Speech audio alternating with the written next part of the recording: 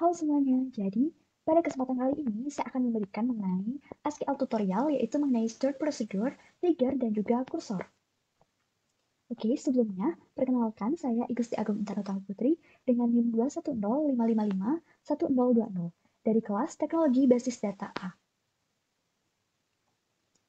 Oke, untuk pembahasan kita yang pertama yaitu mengenai stored procedure. Jadi di sini saya akan menjelaskan secara singkat mengenai apa sih itu stored procedure. Jadi, stored procedure merupakan berbagai pernyataan atau prosedur SQL yang tersimpan di dalam database dan dapat digunakan kembali berulang kali dengan cara memanggilnya berulang-ulang. Nah, stored procedure ini dapat menerima parameter sehingga prosedur dapat digunakan lebih dinamis berdasarkan parameter yang diberikan dan dapat melakukan pengaturan juga pada variabelnya. Stored procedure dapat memiliki variabel lokal, error handling, loop, dan juga kondisi if. Nah, terdapat 3 buah parameter yang dapat digunakan di dalam stored procedure. Yang pertama yaitu ada parameter in. Parameter in ini digunakan untuk menandai bahwa parameter digunakan sebagai input. Yang kedua ada parameter out.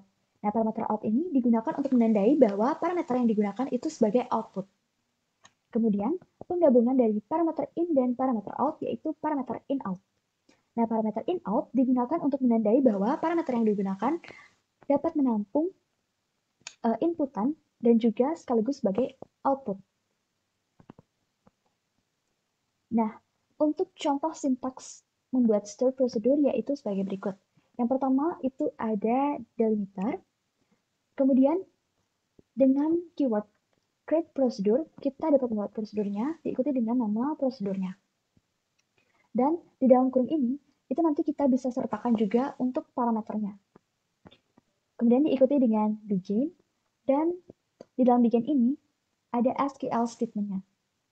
Kemudian untuk mengakhirinya, kita ketikkan keyword end, kemudian kembalikan delimiternya menjadi semikolon. Nah, untuk memanggil stored procedure itu dapat dilakukan dengan perintah call. Itu sintaksnya seperti berikut, ada call, kemudian diikuti dengan nama prosedurnya. Dan jika memiliki parameter, di sini juga harus disertai dengan parameternya, sesuai dengan yang ada di dalam prosedur.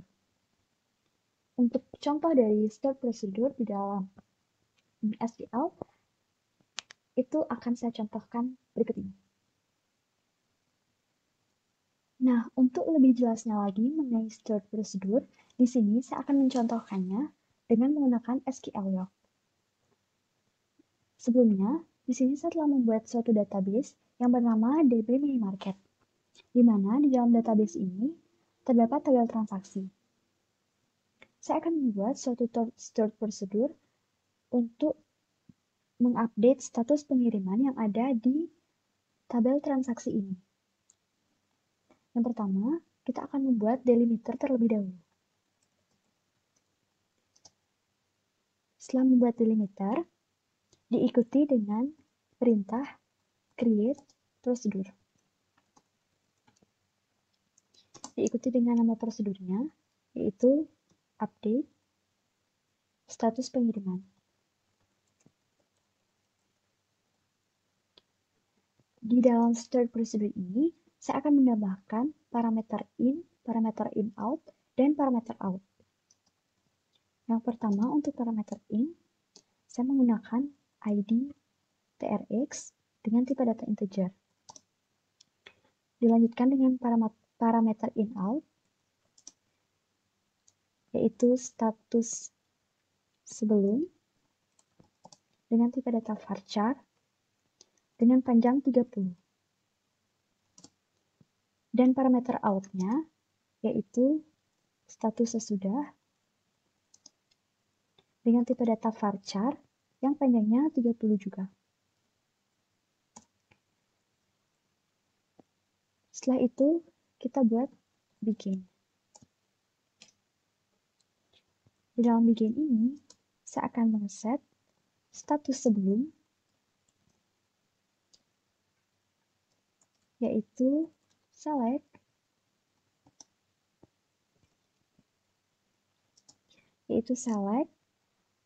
transaksi,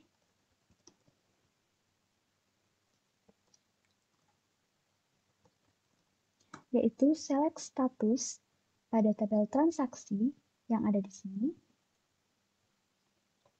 from transaksi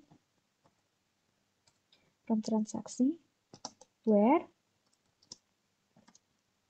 ID transaksi sama dengan ID TRX.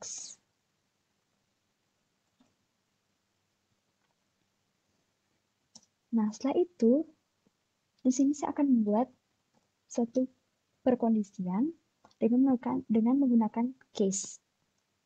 Case status sebelum,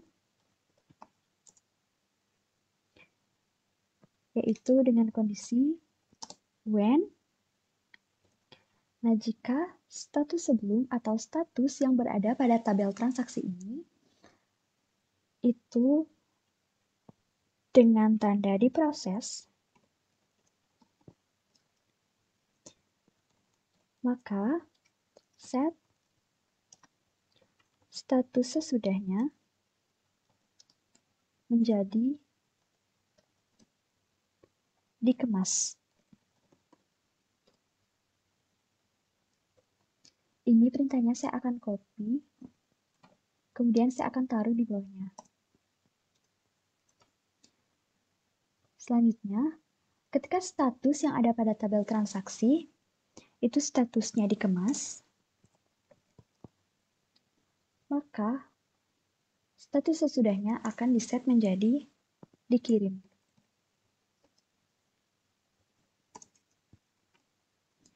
Jika status yang ada pada tabel transaksi itu statusnya dikirim, maka akan diset status sesudahnya menjadi selesai.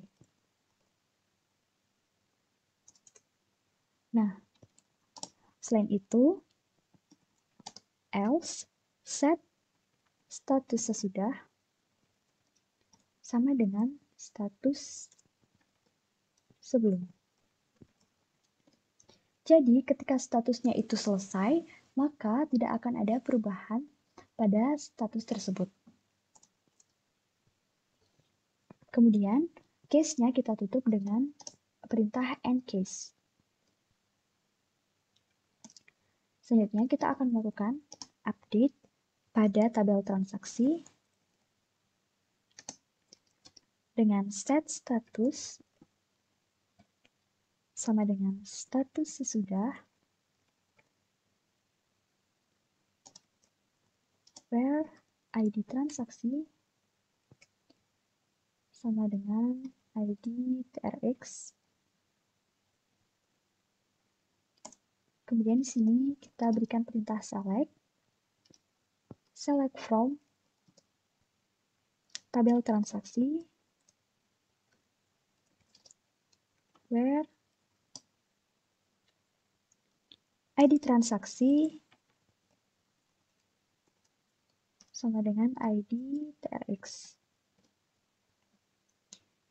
Setelah itu,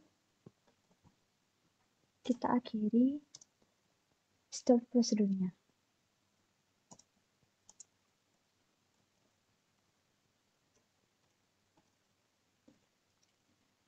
Ini saya akan coba untuk execute. Nah, di sini sudah ada tanda sukses. Kemudian, kita akan coba untuk memanggil stored prosedurnya dengan perintah call diikuti dengan nama stored prosedurnya, yaitu update status pengiriman. Dengan parameter inputnya, yaitu berupa ID transaksi, misalnya 1, diikuti dengan status sebelum dan status sesudah.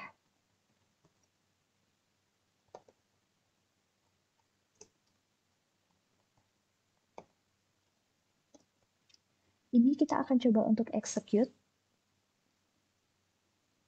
Nah, sudah berhasil. Kemudian, untuk melihatnya lebih jelas, kita dapat menggunakan perintah select add status sebelum, add status sesudah. Kemudian kita akan execute perintahnya. Nah, di sini akan muncul status sebelumnya, yaitu dikirim akan berubah menjadi selesai, sesuai dengan perintah yang kita berikan pada blok ini. Nah, di sini pada tabel bisa kita lihat bahwa untuk ID transaksi 1, status sebelumnya itu di sini masih dikirim. Kemudian dia akan berubah menjadi selesai. Sekarang kita coba refresh. Nah, sudah berubah. Jadi ID transaksi yang awalnya statusnya dikirim, dia berubah menjadi selesai sesuai dengan stored prosedur yang kita buat tadi, yaitu untuk mengupdate status pengiriman. Jadi, stored prosedur yang kita sudah buat tadi itu sudah berhasil dieksekusi. Untuk contoh stored prosedur yang kedua, di sini saya akan menggunakan stored prosedur dengan menggunakan parameter in atau parameter input. Yang pertama yang perlu kita buat yaitu kita harus membuat delimiter terlebih dahulu. Kemudian diikuti dengan perintah create prosedur. Diikuti dengan nama prosedurnya, yaitu harga barang.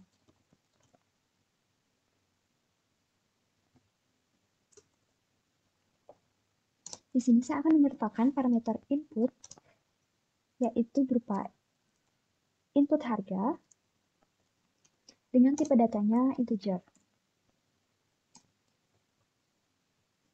Kemudian begin.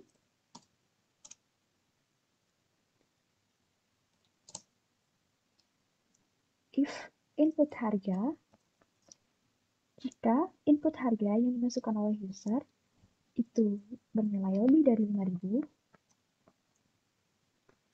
then maka select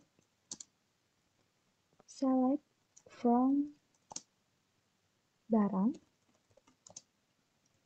where harga lebih dari input harga. Selain itu, else select bintang from barang where harga kurang dari input harga. Nanti saya akan jelaskan mengenai query ini. Setelah itu kita end if untuk mengakhiri if-nya. Dilanjutkan dengan end, kemudian delimiter. Oke. Jadi, di sini saya memiliki tabel barang. Ini saya tunjukkan isi dari tabel barang itu seperti ini. Nah, di dalam stored prosedur harga barang ini, saya memasukkan parameter input, yaitu berupa input harga dengan tipe data integer. Jadi, ketika input harga yang dimasukkan oleh user nanti lebih dari 5.000, maka select from barang where harga lebih besar daripada input harga. Jadi nanti akan ditampilkan field dari barang ini di mana harga barang yang ada di tabel barang itu lebih besar daripada input harga yang dimasukkan oleh user. Else, selain itu, ketika input harga ini lebih kecil daripada 5.000, maka yang dijalankan adalah perintah ini, yaitu akan menampilkan harga yang ada di tabel barang yang lebih kecil daripada input harga yang dimasukkan oleh user. Kemudian end if, seperti itu. Ini coba kita langsung saja jalankan, kita execute. Oke, sudah sukses. Kemudian kita akan coba untuk memanggil stored prosedurnya. Memanggil stored prosedurnya dengan perintah call, diikuti dengan nama stored prosedur, yaitu harga barang, dengan inputan berupa input harga. Di sini saya akan coba masukkan harganya itu 3.000. Seperti ini.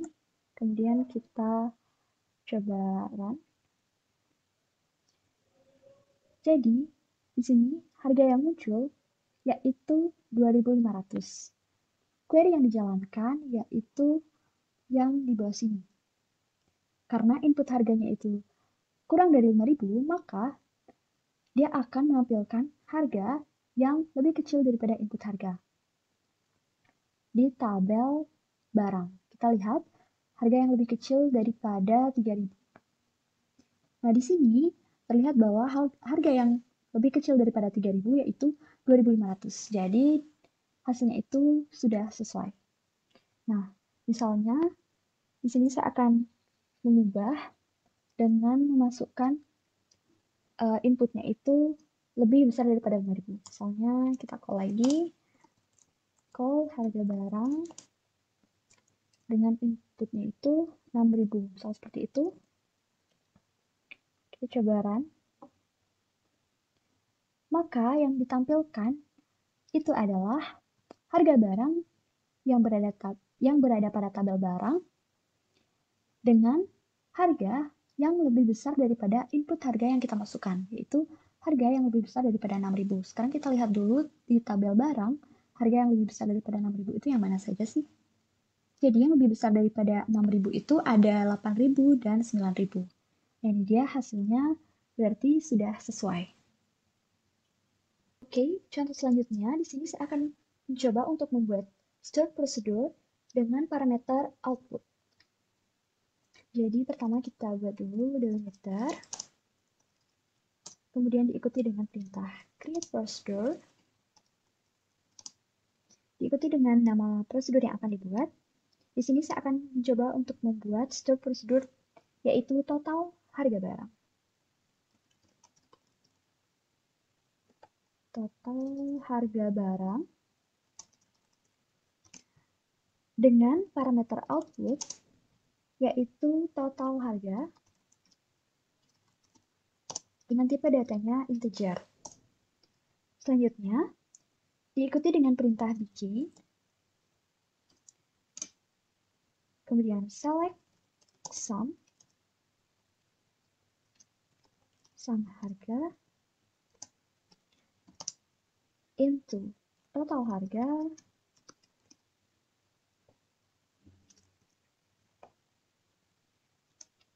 from barang, kemudian N.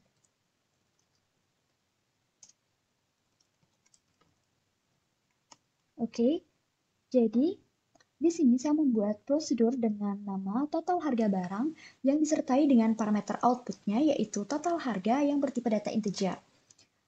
Sekarang kita lihat dulu tabel barang. Jadi ini dia tabel barang. Jadi stored procedure ini perintahnya atau query yang ada di dalamnya itu select sum harga. Jadi nanti dia akan menjumlahkan semua harga, kemudian dimasukkan ke total harga, yaitu di parameter output yang ada pada stored procedure ini dari tabel barang. Jadi dia akan menjumlahkan total harga, yang ada pada tabel barang, kemudian dimasukkan ke dalam parameter total harga yang datanya itu diambil dari tabel barang. Oke, sekarang kita coba untuk execute terlebih dahulu. Nah, di sini sudah sukses. Kemudian kita akan coba untuk memanggil prosedurnya, yaitu dengan perintah call, diikuti dengan nama prosedurnya, yaitu total harga barang. Oke, di sini ada typo total harga barang. Kemudian kita masukkan parameter outputnya yaitu total harga. Seperti ini. Kemudian coba kita run terlebih dahulu, kita execute. Oke, sudah sukses. Kemudian untuk menampilkan hasilnya, kita dapat menggunakan perintah select at total harga. Kita coba run. Oke, jadi didapatkan total harganya itu yaitu 33.500. Jadi total harganya ini didapat dari penjumlahan sum dari semua harga yang ada pada tabel barang ini. Seperti itu. Contoh selanjutnya, saya akan mencoba membuat store procedure dengan parameter in out. Jadi yang pertama, seperti biasa, kita buat dulu delimiter. Kemudian create procedure.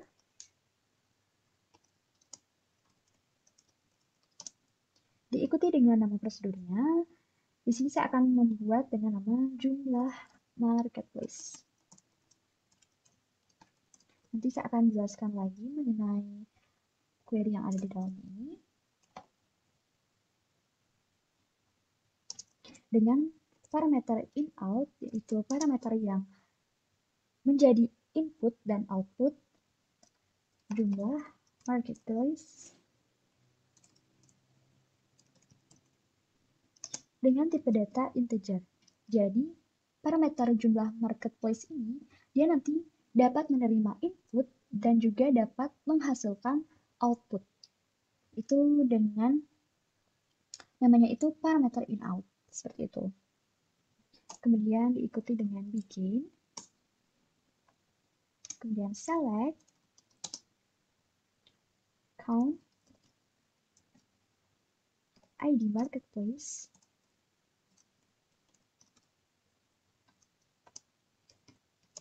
into jumlah marketplace,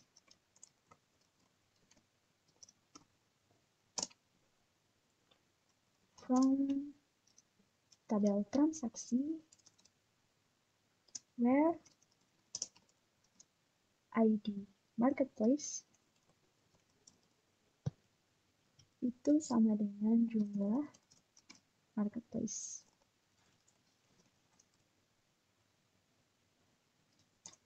Kemudian untuk mengakhirinya and diikuti dengan delimiter. Jadi saya akan jelaskan terlebih dahulu mengenai stored procedure yang ini, yaitu jumlah marketplace, di mana terdapat parameter in out, yaitu jumlah marketplace dengan tipe data integer. Nah, di sini sebelumnya saya telah memiliki tabel transaksi yang isinya seperti ini. Nah, ini dia tabel transaksi yang telah saya buat. Jadi, stored procedure ini di dalamnya tuh terdapat perintah select count ID marketplace. Jadi dia akan menghitung atau meng-count ID marketplace, kemudian dimasukkan ke parameter jumlah marketplace yang didapatkan datanya itu dari tabel transaksi, di mana ID marketplace sama dengan jumlah marketplace. Jadi nanti kita harus memasukkan inputnya terlebih dahulu, yaitu berupa ID marketplace. Kemudian nanti untuk outputnya itu berupa jumlah marketplace-nya. Oke, sekarang coba kita execute terlebih dahulu. Oke, di sini sudah sukses. Kemudian dilanjutkan dengan mengeset inputannya, yaitu dengan perintah set add jumlah marketplace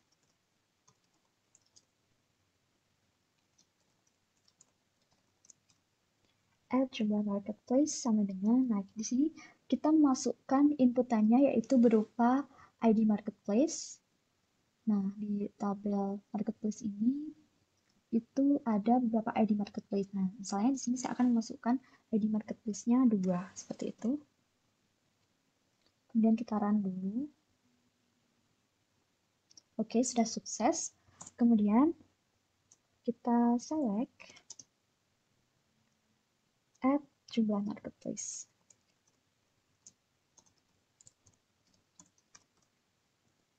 Kita select jumlah marketplace, kemudian kita run. Sudah muncul. Nah, baru tadi kan inputnya itu sudah kita masukkan, yaitu berupa ID marketplace 2. Sekarang, untuk melihat hasilnya, yaitu outputnya, kita perlu memandu terlebih dahulu prosedur yang kita buat yaitu jumlah marketplace. Jadi kita call terlebih dahulu jumlah marketplace. Kita call jumlah marketplace at jumlah marketplace. Kemudian langsung kita select untuk melihat hasilnya. Select at jumlah marketplace seperti ini. Kemudian kita execute query-nya. Nah, jadi sudah muncul hasilnya itu 1. Kita lihat dulu di tabel transaksi bahwa ID marketplace yang kita masukkan yaitu 2. Nah, ini dia ID marketplace 2. Nah, dia jadi jumlah transaksi dengan ID marketplace 2 itu jumlahnya adalah 1.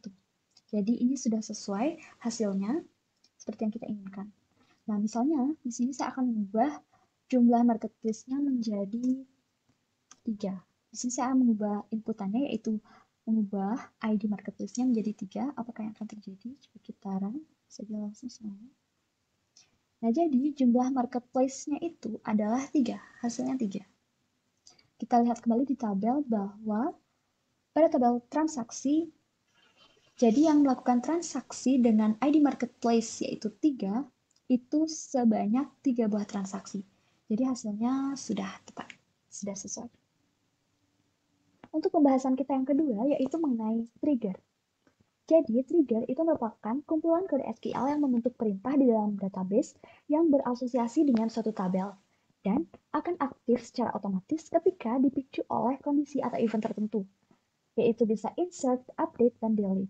Jadi dari katanya saja, kata trigger itu sebagai pemicu. Seperti itu, jadi trigger ini akan aktif secara otomatis ketika dipicu oleh kondisi atau event tertentu, seperti yang sudah saya jelaskan tadi.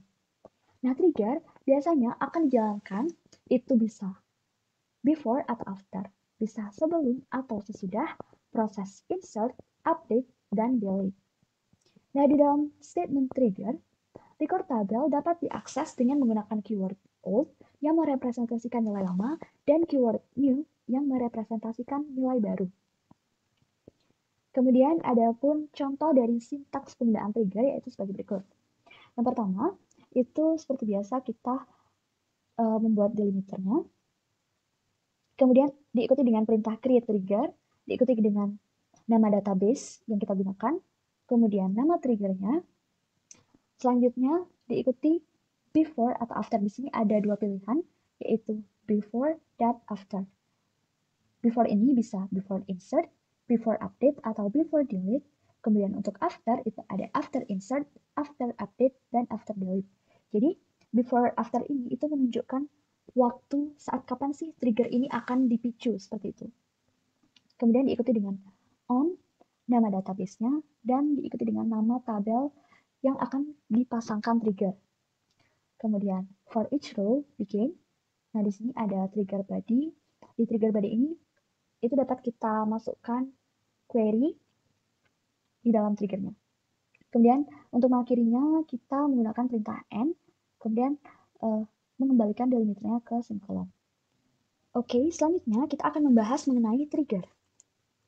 Nah, di sini saya akan mencontohkan penggunaan trigger. Di sini saya akan membuat trigger untuk tabel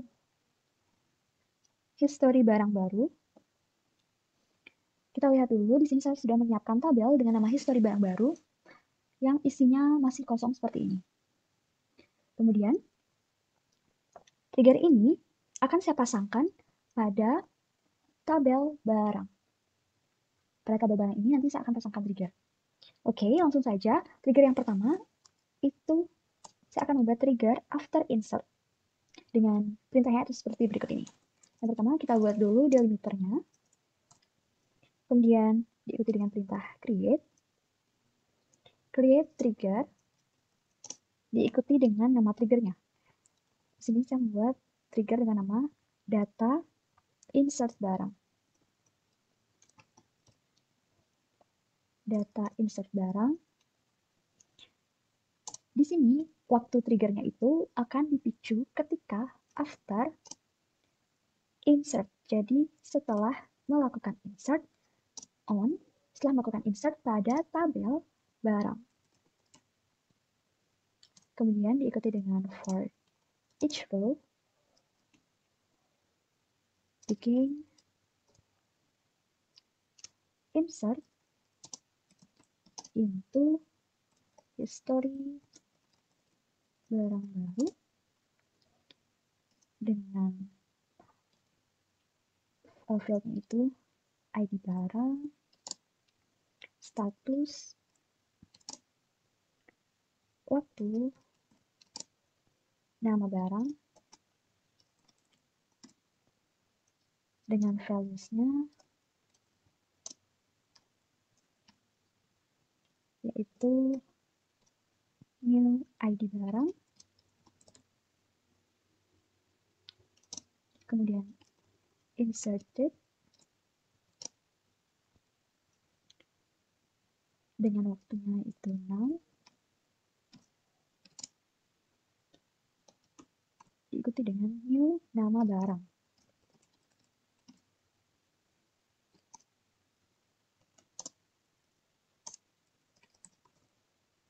Oke, saya jelaskan terlebih dahulu. Jadi di sini saya membuat sebuah trigger dengan nama data insert barang. Nah, trigger ini akan dipicu atau akan berjalan ketika kita melakukan insert, setelah insert, after insert, on barang.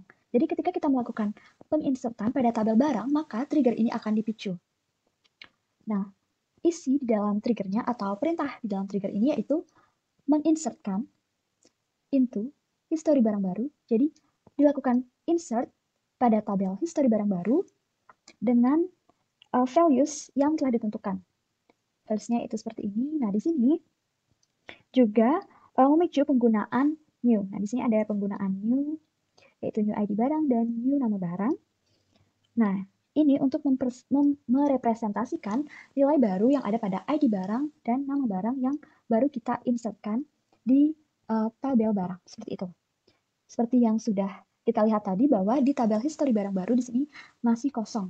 Datanya seperti ini. Oke, kita coba untuk execute terlebih dahulu triggernya. Oke, di sini sudah sukses. Kemudian saya akan melakukan insert pada tabel barang. Nah, ini dia tabelnya. Misalnya di sini saya melakukan insert dengan ID barang 7. Kemudian ID kategori misalnya 1. ID mereknya 2. Nama barangnya misalnya Cimori Milk. Untuk stoknya misalnya 35. Untuk harganya saya masukkan 7.000. Seperti ini, kemudian tab. Oke, saya menginsertkan satu buah data, yaitu data yang ini. Kemudian sekarang kita akan melihat pada tabel history barang baru, apakah yang akan terjadi. Nah, sudah masuk data yang tadi saya insertkan, yaitu dengan ID barang baru, yaitu new ID barang. Nah, di sini 1, kemudian ID barang. Nah, di sini mengarah pada ID barang yang ada pada tabel barang, yaitu 7, dengan status, yaitu inserted, sesuai dengan perintah ini, dengan waktunya, yaitu sekarang, now. Kemudian, nama barangnya, yaitu Cimory Milk.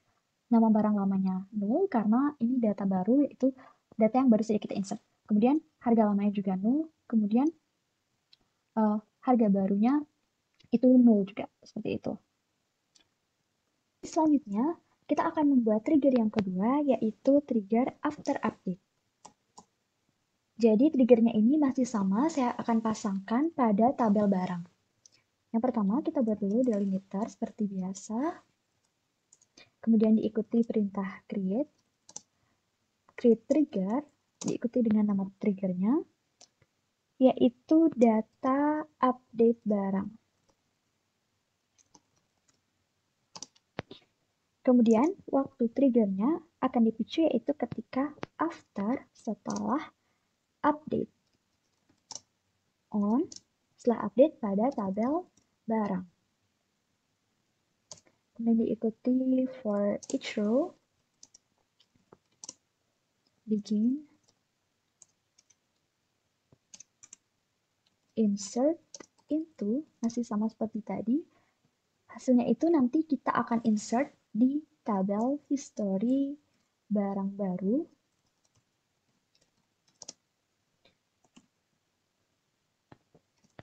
Dengan field ID barang, status, waktu,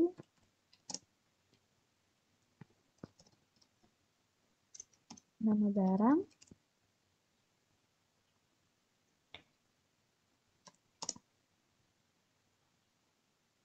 harga lama,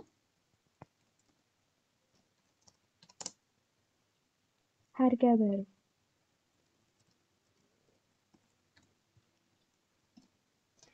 Kemudian untuk values-nya ada new ID barang. Kemudian untuk statusnya kita set menjadi update. Kemudian untuk waktunya menggunakan now. Kemudian untuk nama barangnya itu menggunakan old nama barang.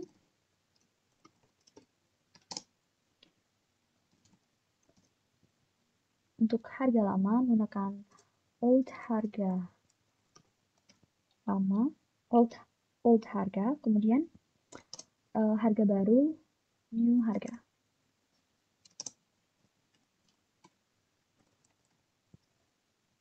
Seperti ini.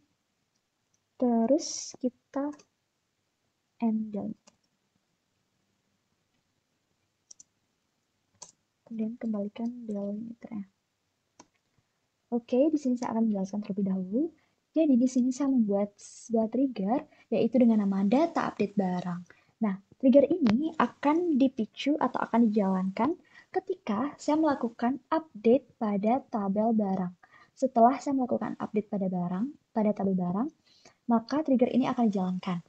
Jadi trigger ini nanti akan otomatis menginsertkan values yang sudah kita tentukan di sini pada tabel history barang baru.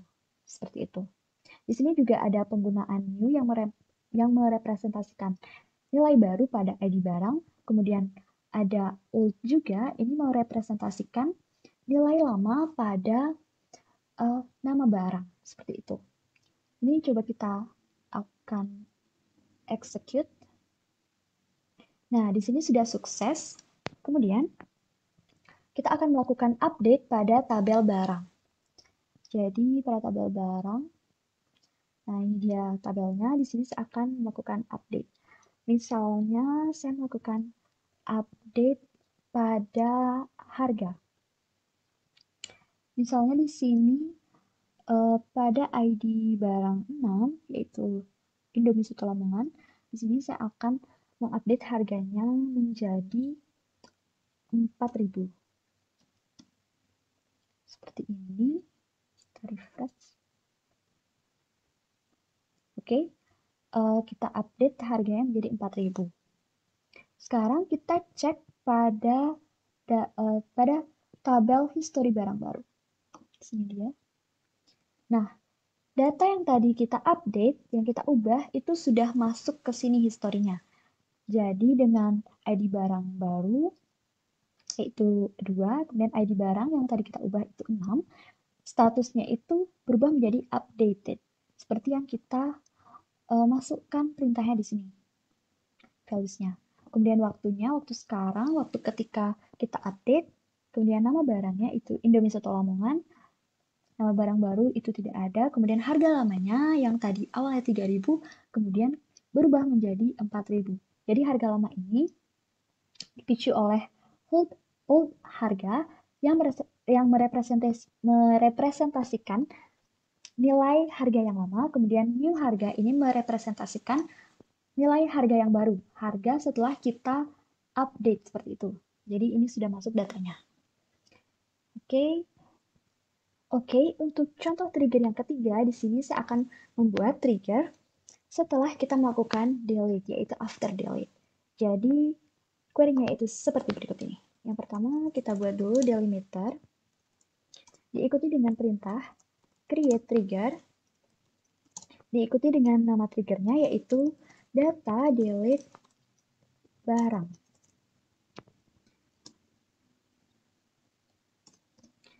Diikuti dengan waktu ketika trigger ini akan dijalankan yaitu after delete. Ketika dilakukan delete on pada tabel barang. Kemudian diikuti dengan for each row. Oke. Nah, di sini insert akan dilakukan insert into history barang baru.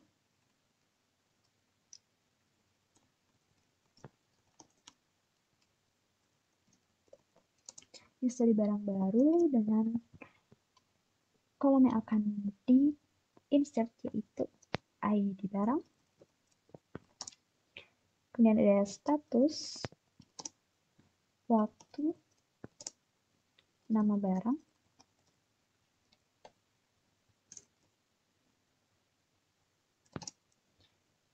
nama barang lama, kemudian nama barang.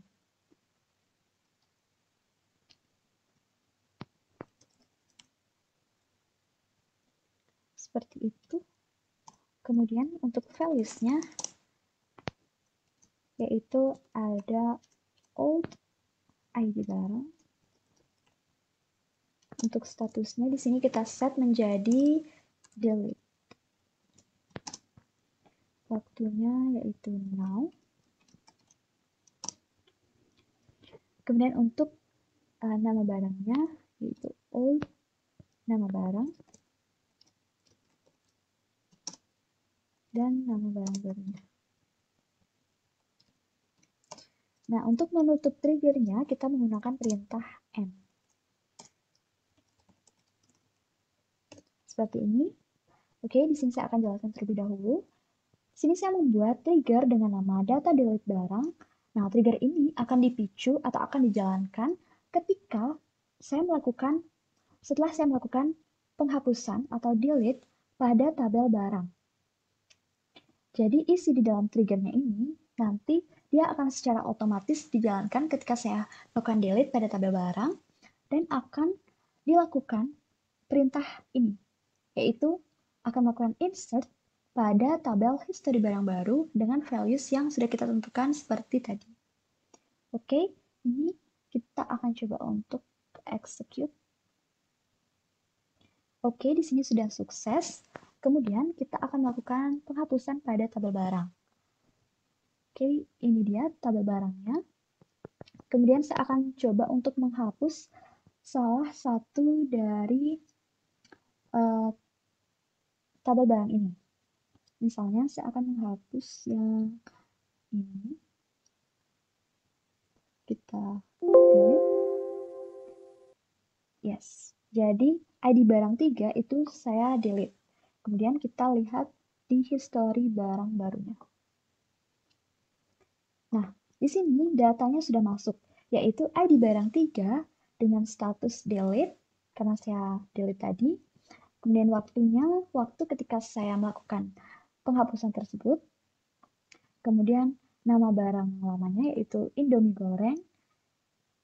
Dan inilah hasilnya. Jadi untuk ketiga triggernya itu sudah berjalan. Jadi triggernya itu saya pasangkan pada tabel barang untuk ketiga-tiganya. Dan ini hasil dari ketiga buah trigger yang kita buat tadi. Selanjutnya kita akan membahas mengenai kursor. Jadi, kursor itu merupakan suatu perintah di dalam basis data yang mengizinkan setiap baris atau record untuk diproses secara terpisah terhadap record lainnya. Nah, kursor ini merupakan fitur dari stored procedure. Nah, kursor itu mampu melakukan iterasi sepanjang row data dari suatu tabel. Nah, penggunaan kursor tidak disarankan selama masih ada cara lain karena kursor ini relatif lambat. Kemudian ada pun tahapan penting dalam menggunakan kursor, yaitu sebagai berikut. Yang pertama itu ada deklarasi atau declare. Nah, deklarasi itu harus dilakukan berurutan dari deklarasi variabel terlebih dahulu, kemudian dilanjutkan dengan deklarasi kursor, kemudian deklarasi dari handlernya. Nah, untuk mendeklarasikan kursor, sintaksnya itu seperti berikut ini. Yang pertama, kita tuliskan dulu keyword declare, diikuti dengan nama kursor, kemudian kursor for select, diikuti dengan query lainnya. Kemudian yang kedua itu ada open. Nah, tahapan ini digunakan untuk membuka atau mengaktifkan sebuah kursor. Nah, sintaksnya itu dengan menggunakan keyword open diikuti dengan nama kursor. Nah, tahapan penting lainnya yaitu ketika fetching data atau mengambil data. Nah, tahapan ini digunakan untuk mengambil data dari sebuah kursor dan kemudian ditampung dalam sebuah variabel yang telah ditentukan sebelumnya. Nah, sintaksnya yaitu fetch diikuti dengan nama kursor into variable list. Kemudian, yang terakhir yaitu jangan lupa untuk menutup kursor atau close. Nah, tahapan ini digunakan untuk menutup atau menonaktifkan sebuah kursor. Jadi, sintaksnya itu yang pertama itu ada keyword close, kemudian diikuti dengan nama kursor untuk menutup kursornya. Oke, selanjutnya saya akan melanjutkan dengan contoh penggunaan kursor. Oke, kita akan bahas mengenai contoh kursor. Jadi sebelum membuat kursor, di sini saya akan membuat stored procedure terlebih dahulu. Yang pertama, seperti biasa kita buat delimiter.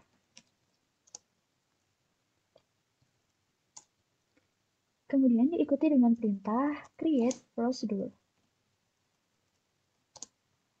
Create procedure diikuti dengan nama prosedurnya. Di sini saya akan membuat dengan nama total penjualan. Dengan parameter in yaitu ID barang, ID BRG, kemudian diikuti dengan tipe data yang integer, dan parameter out yaitu terjual dengan tipe data integer juga. Selanjutnya, begin. Di sini saya akan melakukan set total terjual. Nah, di sini parameter out-nya total terjual. Set total terjual itu sama dengan di sini ada perintah untuk select sama total from transaksi yang mana atau where ID barang sama dengan ID BRG.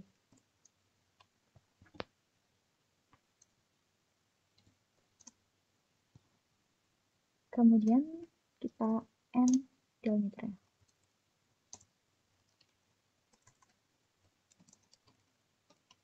Oke, saya akan jelaskan terlebih dahulu mengenai stored procedure total penjualan.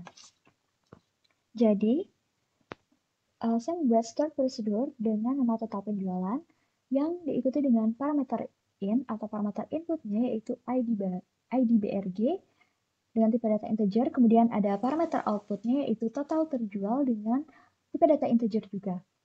Kemudian, di sini kita atur total terjual itu didapatkan atau sebagai hasil dari select sum dari total yang ada pada tabel transaksi. Yang mana atau di mana? Yaitu where ID barang adalah ID BRG yang diinput pada parameter input ini. Jadi di sini saya memiliki tabel transaksi seperti ini. Jadi nanti akan diatur total terjual ini, hasilnya itu akan disimpan pada parameter total terjual yang merupakan hasil dari select sum, hasil sum dari total yang ada pada tabel transaksi ini. Seperti itu. Oke. Nah, ketika prosedur ini nanti dipanggil, nah dia tidak akan dapat melakukan looping konten dari sebuah kolom. Jadi, itulah pentingnya kita menggunakan kursor. Di sini kita harus execute dulu. Tadi saya lupa untuk mengexecute. Nah, di sini sudah sukses untuk start prosedur total penjualan. Nah, selanjutnya kita akan membuat start prosedur lagi untuk menjalankan kursornya. Seperti biasa, kita buat delimiter terlebih dahulu. Kemudian diikuti dengan perintah create prosedur. Create prosedur. Di sini saya akan membuat prosedur rekap penjualan seperti ini. Kemudian jalankan dengan begin. Nah, di sini kita harus mendeklarasikan terlebih dahulu variabel apa saja yang akan kita gunakan di dalam kursor. Jadi yang pertama, di sini saya akan mendeklarasikan variabel ID BRG dengan tipe datanya yaitu integer. Kemudian mendeklarasikan variabel nama barang BRG. Kemudian dengan tipe datanya yaitu varchar dengan panjangnya 50. Setelah itu, di sini saya akan melakukan deklarasi untuk variabel yang mempengaruhi kondisi untuk mengakhiri looping. Di sini saya menggunakan variabel bernama dan dengan tipe data integer yang defaultnya itu 0. Nah, nanti saya akan menjelaskan lebih lanjut mengenai penggunaan dari variabel dan ini. Nah, setelah deklarasi variabel dilanjutkan dengan deklarasi dari kursor. Di sini nama kursornya saya buat kursor rekap. Kemudian kursor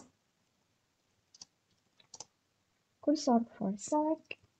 Nah, di sini lakukan select pada field ID barang, kemudian nama barang, dari tabel from tabel barang. Kemudian diurutkan ke order by ID barang. Jadi diurutkan berdasarkan ID barangnya dia. Nah, setelah deklarasi kursor, dilanjutkan dengan deklarasi untuk handlernya. Di sini saya menggunakan declare continue handler for SQL state 02000. Kemudian di set variabel dan tadi menjadi nilainya 1. Oke, jadi arti dari fungsi dari SQL state 02000 ini artinya itu ketika sudah mencapai di akhir row, maka dan akan di-set nilainya menjadi 1. Nah, tujuannya ini untuk dapat memberhentikan loopingnya. Jadi, agar loopingnya itu dapat berhenti, maka kita set nilai dan yang awalnya defaultnya itu adalah 0 menjadi 1. Seperti itu. Nah, kemudian kita lanjutkan dengan truncate tabel rekap penjualan. Sebelumnya di sini saya telah membuat tabel yang bernama rekap penjualan. Nah, isi dari tabel itu adalah seperti ini. Itu ada ID new, nama barang new, total penjualannya. Nanti tabel rekap penjualan ini akan saya gunakan pada kursor ini. Nah, di sini untuk datanya itu masih kosong. Nanti kita akan isi datanya dengan kursor. Selanjutnya di sini kita harus membuka terlebih dahulu kursornya yang tadi, yaitu dengan perintah open diikuti dengan nama kursor, yaitu kursor rekap. Selanjutnya, di sini ada peruangan atau looping while. Saya menggunakan while not done, ketika nilainya itu tidak done, maka do kita lakukan. Nah, di sini ada fetch untuk mengambil nilai, itu fetch kursor rekap. Fetch kursor rekap input, jadi ambil nilainya dari kursor rekap tersebut, kemudian masukkan ke ID barang, ID BRG, nama BRG. Nah, setelah itu kita lakukan pemanggilan dari prosedur yang tadi kita sudah buat, yaitu prosedur yang di atas yang bernama total penjualan.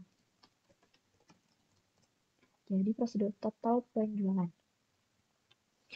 Kemudian diikuti dengan parameter in-nya, tadi itu ada ID BRG, diikuti dengan parameter out-nya, yaitu add total terjual. Total terjual. Selanjutnya, di sini saya akan membuat statement if. Nah, if total terjual is null, then maka di set at total terjualnya sama dengan 0. Kemudian untuk mengakhiri if dengan statement and if. Nah, jadi fungsi dari statement if ini yaitu ketika nanti ada total terjual yang nilainya itu 0 atau tidak ada transaksi di dalamnya, maka dia tidak akan muncul 0 lagi. Jadi nanti hasilnya itu akan 0 ketika nilainya itu 0, seperti itu. Oke. Kemudian dilanjutkan untuk if not done, ketika dia belum done atau tidak done, then insert. Nah, ketika dia belum done atau tanda ladanya itu belum mencapai 1, maka akan dilakukan insert pada rekap penjualan. Nah, rekap penjualan yang tadi kita buat. Tabel rekap penjualan dengan values-nya itu, yaitu yang pertama itu ada 0. Nah, ini untuk merepresentasikan ID new di sini, karena dia udah auto increment, jadi kita atur saja values-nya menjadi 0 seperti itu. Kemudian diikuti dengan nama barang. Kemudian diikuti dengan total terjual. Seperti ini. Kemudian kita akhiri if-nya dengan statement and if. Kemudian kita akhiri juga while-nya dengan and while.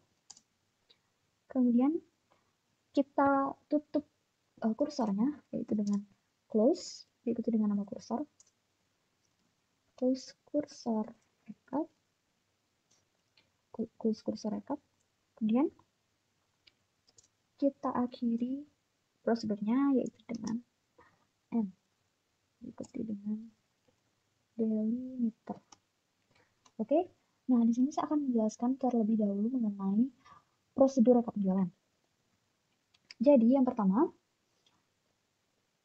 itu di sini terdapat deklarasi variabel apa saja yang kita butuhkan di dalam prosedur ini. Jadi yang pertama itu ada ID barang dengan tipe data integer, kemudian nama barang dengan tipe data varchar yang panjangnya 50, kemudian ada declare done. Nah, variabel done ini dengan tipe data integer dan defaultnya 0. Nah, yaitu merupakan variabel untuk mempengaruhi kondisi untuk mengakhiri looping. Jadi untuk mengakhiri looping yang ada pada while ini. Jadi agar dapat berhenti, maka kita harus membuat variabel done. Nah, di sini kan juga di set bahwa ini set dan sama dengan 1. Nah, itu untuk mengakhiri loopingnya. Jadi di sini juga ada SQL state 0 2000 ini, itu artinya kalau sudah sampai di akhir row, maka dan nilai variabel dan itu akan di-set menjadi 1. Nah, tujuannya seperti yang sudah saya katakan tadi, itu untuk mengakhiri loopingnya. Jadi tidak ada looping terus-menerus seperti itu. Setelah itu ada truncate dari rekap penjualan. Nah, tadi sudah saya tunjukkan untuk tabel rekap penjualannya, yang ini masih kebuka. Nah, itu kita truncate atau kita kosongkan terlebih dahulu nilainya.